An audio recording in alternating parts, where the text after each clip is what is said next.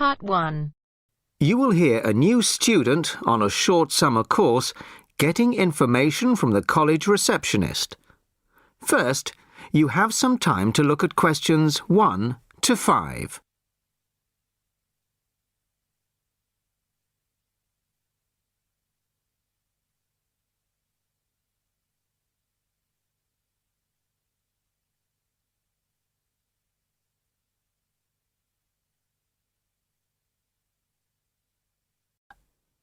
Now the test will begin. You should answer the questions as you listen, as you will not hear the recording a second time. Listen carefully to the first part of the conversation and answer questions 1 to 5. Sorry to keep you waiting. OK, here's the information you need. On the first page, there's some info about the college, the facilities, the courses on offer, etc. Then, on these blue pages here, there's an outline of the social activities. You see there, OK? Yes. Now, this part of the booklet here, the yellow pages, that's the main program starting at 9 a.m. tomorrow. 9 a.m., OK. So all the new students will be gathering in Herville Hall at 9 o'clock. Sorry, where? Herville Hall. I'll spell it for you. It's Hervill,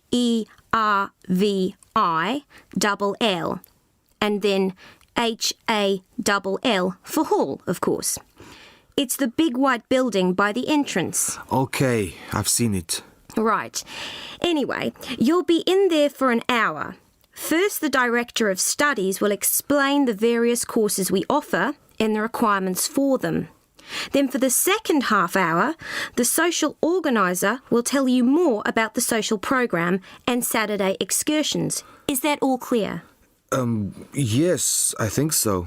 Then where do I go after that? Yes, OK. After the talks in the hall, there's a break. And then at 11:15, go to classroom 4 to have a placement test. 11:45. This placement test is to find my level in English? Exactly. Then, after the test, all the new students are invited to a special welcome lunch. In the cafeteria? No, not for the welcome lunch. It's in a restaurant near the school, an Indian restaurant. Oh, OK. I don't think I've ever tried Indian food. Do you like spicy food? Yes, I do. Then you'll love Indian. Before you hear the rest of the conversation, you have some time to look at questions 6 to 10.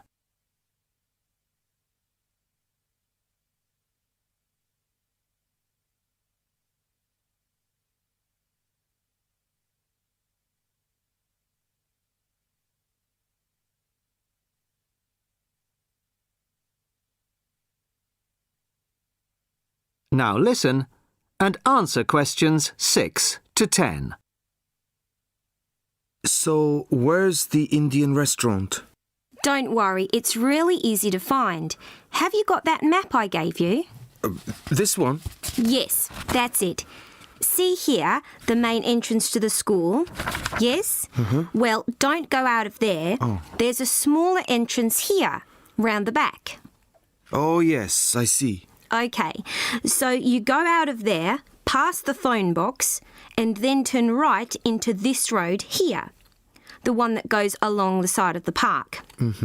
You'll see a supermarket on the left, and then it's just after that on the right. It's quite a big place. You can't miss it. OK. And one more thing. Is there a post office near here? Post office? Oh, yes, of course. Just the other side of the park. Go through the middle of the park, and it's there by the park entrance. Thanks a lot. You're welcome.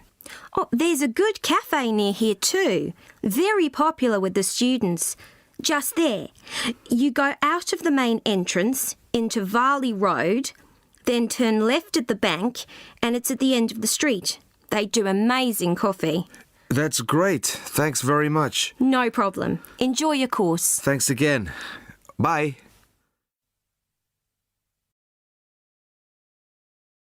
That is the end of part 1. You now have half a minute to check your answers.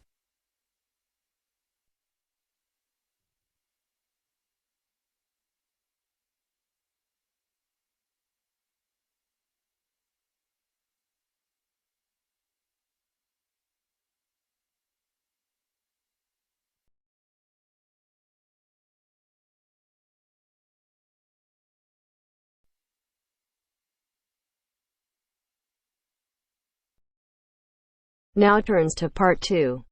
You are going to hear a talk about making the most of graduate school. First, you have some time to look at questions 11 to 16.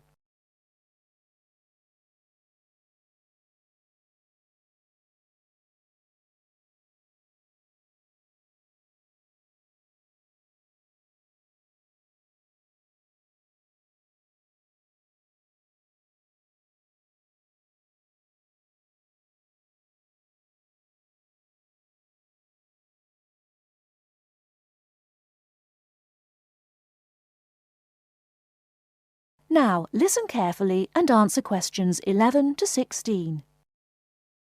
Entrance to the graduate school.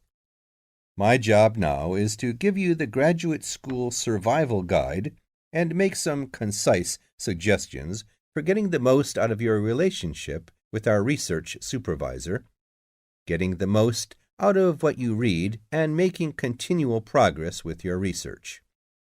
First, your relationship with your supervisor. This is fundamental. Meet regularly. You should expect to meet once a week or at least every other week because this will give you the motivation to make progress and also keeps your advisor aware of your work. Prepare for your meetings. Come to each meeting. Also, bring the notes from your previous meeting together with a list of any upcoming deadlines. Make a plan for what you hope to get out of each meeting. After the meeting, email your supervisor a brief summary.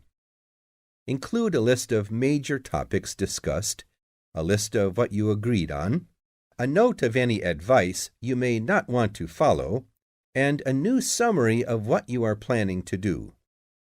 This helps avoid misunderstandings and provides a handy record of the progress of your research. Add a to-do list for yourself and your supervisor, including a reading list. Finally, add the time and date for the next meeting. My second main piece of advice is to keep your supervisor informed. Show him or her the results of your work as soon as possible. This helps your supervisor understand your research and identify any potential points of conflict early in the process. Include summaries of your work, including any results of experiments, and also anything you write about your research. Thirdly, communicate clearly. If you disagree with your advisor, state your objections and concerns clearly and calmly. If you feel that something about your relationship is not working, discuss it with him or her. Whenever possible, suggest steps that they could take to address your concerns. Under this heading, it is extremely important to take the initiative. You do not need to clear everything you do in your research with your advisor. He or she is busy too. You must be responsible for your own ideas and the progress of your work.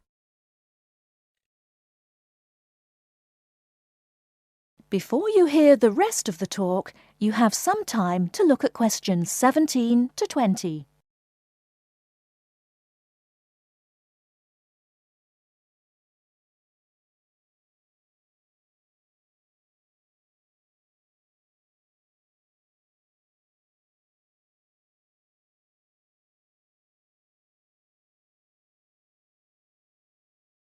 Now listen and answer questions 17 to 20. The second section of my talk is about getting the most out of what you read. The first principle here is to be organized. Keep an electronic bibliography with notes and pointers to the paper files. Keep and file all the papers you have read. Point 2. Be efficient. Only read what you need to.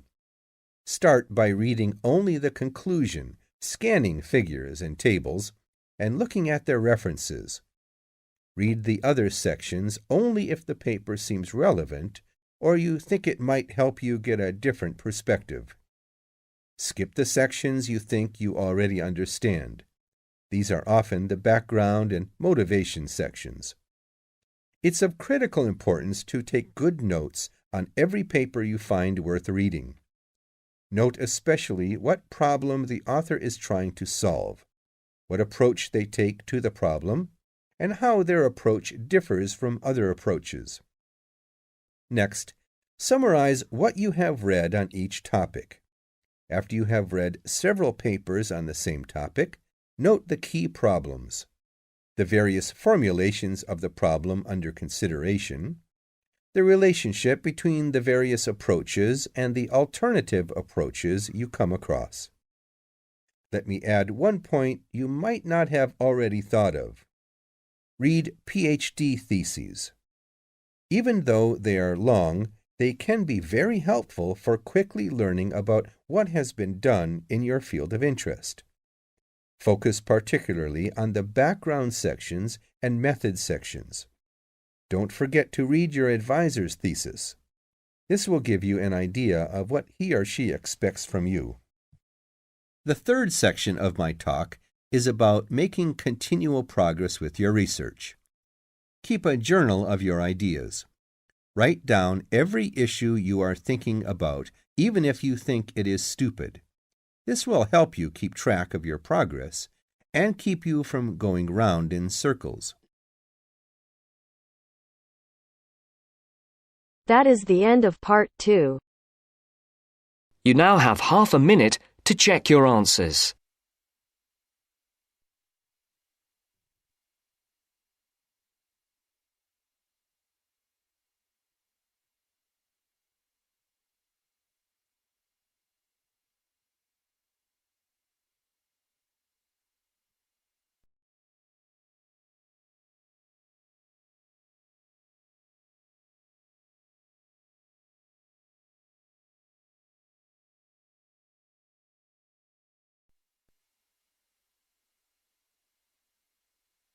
Now turns to part 3. Part 3. You are going to hear a lecture about the Miners Hotel. First, you have some time to look at questions 21 to 24.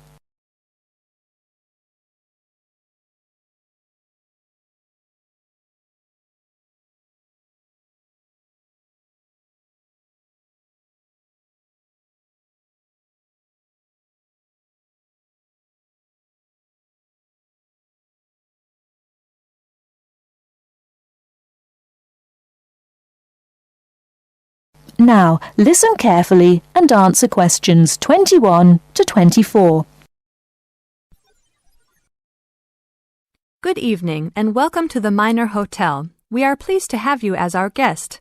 I will give you a brief information session to tell you everything you need to know to make this a pleasant stay. The Miner Hotel was built in the 1850s, during the Gold Rush period, also nicknaming our state the Golden State. People from all over the country and even from other countries came to seek their fortune here in these hills, creating cities overnight. In this city, many Gold Rush hotels soon opened up. This particular hotel was built in 1851, but was destroyed during an earthquake. It was rebuilt in 1995 to recreate the feel of the Gold Rush, complete with articles and actual photographs from during the 1850s. Our hotel is divided into two buildings, one called the Gold Tower and the other is named the Fortune Tower. You will be staying in the Fortune Tower on the 25th floor, complete with great views of the city. Your room is the best room in the hotel, complete with private living room and hot tub. Here is your room card. On the card it will say FT, meaning Fortune Tower. On the bottom of the card it will say 2515. The 25 stands for the 25th floor, and the 15 stands for the 15th room on that particular floor. Before you hear the rest of the talk, you have some time to look at questions 25 to 30.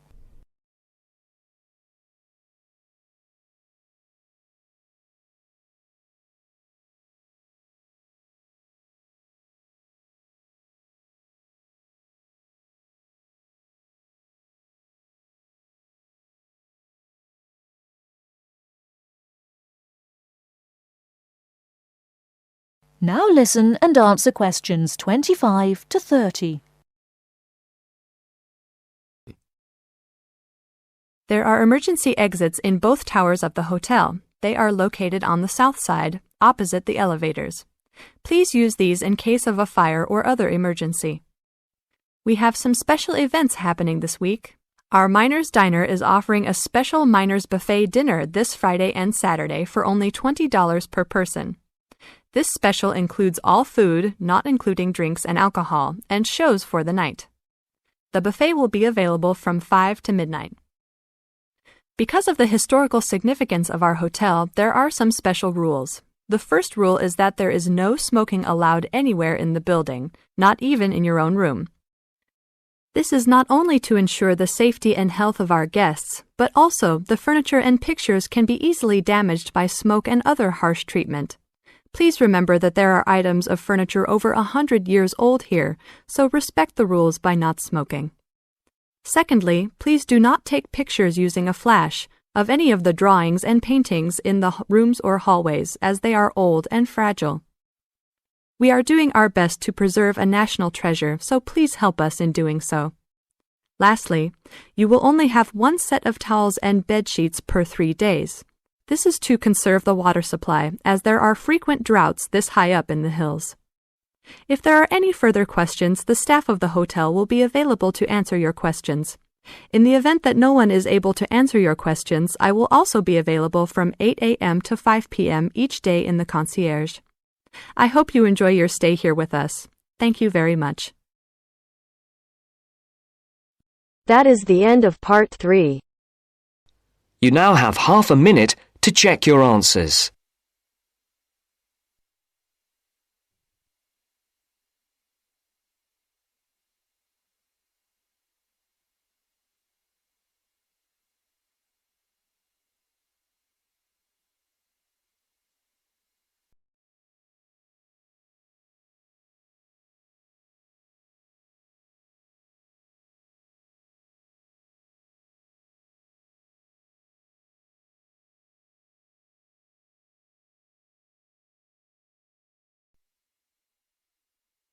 Now turns to part 4.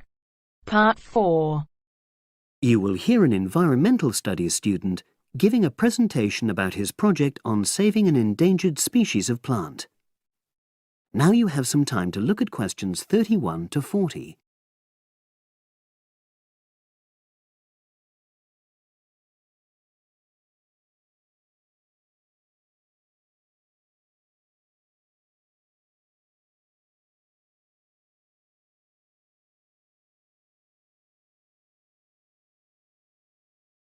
Now listen and answer questions 31 to 40.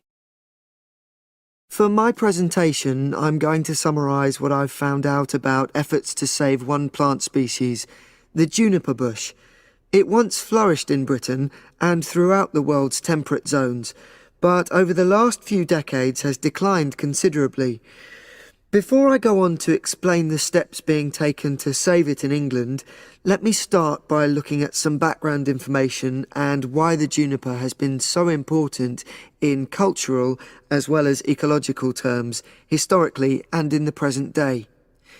Firstly, I want to emphasise the fact that juniper is a very ancient plant.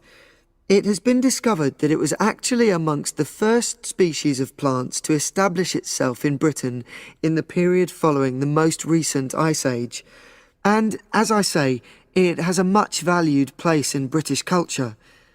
It was used widely as a fuel during the Middle Ages because when burnt, the smoke given off is all but invisible, and so any illicit activities involving fire could go on without being detected. For example, cooking game hunted illegally. It also has valuable medicinal properties. Particularly during large epidemics, oils were extracted from the juniper wood and sprayed in the air to try to prevent the spread of infection in hospital wards. And these days, perhaps its most well-known use is in cuisine, cooking, where its berries are a much valued ingredient, used to flavour a variety of meat dishes and also drinks. Turning now to ecological issues, juniper bushes play an important role in supporting other living things. If juniper bushes are wiped out, this would radically affect many different insect and also fungus species. We simply cannot afford to let this species die out.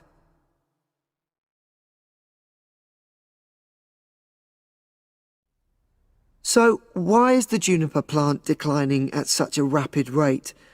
Well, a survey conducted in the north and west of Britain in 2004-5 showed that a major problem is the fact that in present-day populations, ratios between the sexes are unbalanced, and without a proper mix of male and female, bushes don't get pollinated. Also, the survey found that in a lot of these populations, the plants are the same age, so this means that bushes grow old and start to die at similar times, leading to swift extinction of whole populations. Now, the charity Plant Life is trying to do something to halt the decline in juniper species.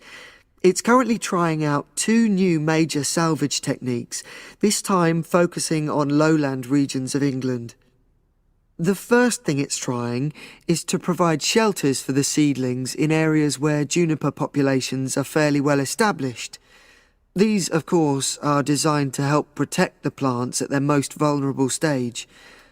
A further measure is that in areas where colonies have all but died out, numbers are being bolstered by the planting of cuttings which have been taken from healthy bushes elsewhere.